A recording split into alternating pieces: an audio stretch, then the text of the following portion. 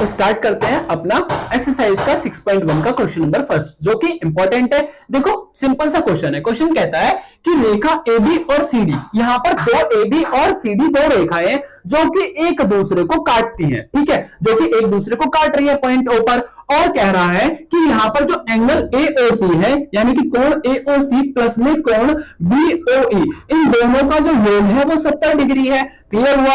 और क्वेश्चन में गिवन दिया हुआ है कि जो कोण BOD है, कोण BOD है, वो भी कितना दिया हुआ है, 40 डिग्री दिया हुआ है। तो सिंपल आपने एक क्वेश्चन और रूल्स पढ़े कि भाई यदि कहीं पर दो लाइन एक दूसरे को काट रही होती है, थ्योरम 6.1 पढ़ी हमने, प्रमेय 6.1, जो कि क्या कहती है कि यदि दो रेखा एक दूसरे को काट रही होती हैं तो उनके आमने सामने वाले जो कोण होते हैं वे एक दूसरे के बराबर होते हैं। क्लियर हुआ ना। तो इसका मतलब क्या हुआ कि ये वाला कोण इस कोण के पूरे के बराबर होगा और ये कोण इस कोण के बराबर होगा। तो सिंपल यहां पर क्या होगा कि एंगल AOC, कोण AOC बराबर होगा कोण BOD के, है ना। किससे? शीर्षा भिमुख कोण से। इसे क्या बोलते हैं? शीर्षा भिमुख कोण से होगा एक दूसरे के बराबर। क्लियर हो गया। इसका मतलब क्या, ये 40 तो हमारा ये भी 40, यहां पर हमारा ये कितना दे रखा है 40, तो इसका मतलब हमारा एंगल AOC भी कितना हो गया, 40 डिग्री हो गया। तो सिंपल हमारा ये कितना निकल के आ गया, 40 डिग्री।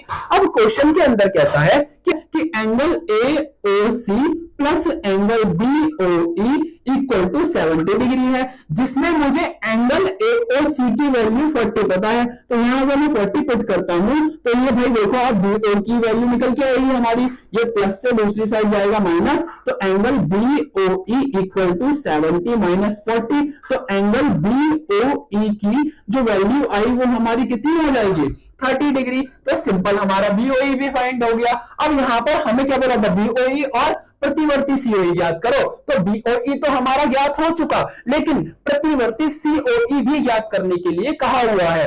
तो प्रतिवर्ती का मतलब यहां पर क्या होता है कि भाई जिस एंगल का नाम लिया, यानी कि COE की बात की है, तो COE के जो पीछे वाला एंगल होगा उसे आपको फाइंड करना है। प्रतिवर्ती हमेशा 360 डिग्री का, है ना, 360 डिग्री से कम होता है, माइनस कर देंगे उसे। तो सिंपल देखो कैसे सॉल्व करेंगे इसे।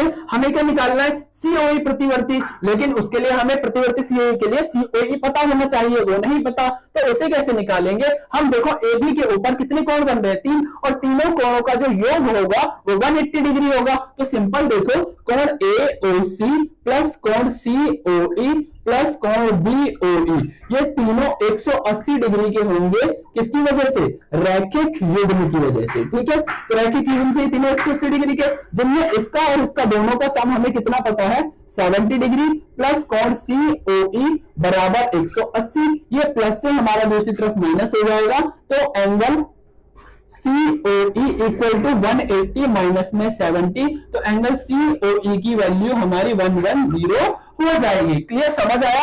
यानी कि हमारा जो कोण COE है वो 110, अभी मैंने क्या फाइंड किया, सिर्फ और सिर्फ कोण COE फाइंड किया है, लेकिन क्वेश्चन कह रहा है कि आप प्रतिवर्ती COE फाइंड करो। तो जब भी याद रखना, जब भी प्रतिवर्ती ज्ञात करने के लिए कहेगा, तब आप सिंपल क्या करेंगे कि प्रतिवर्ती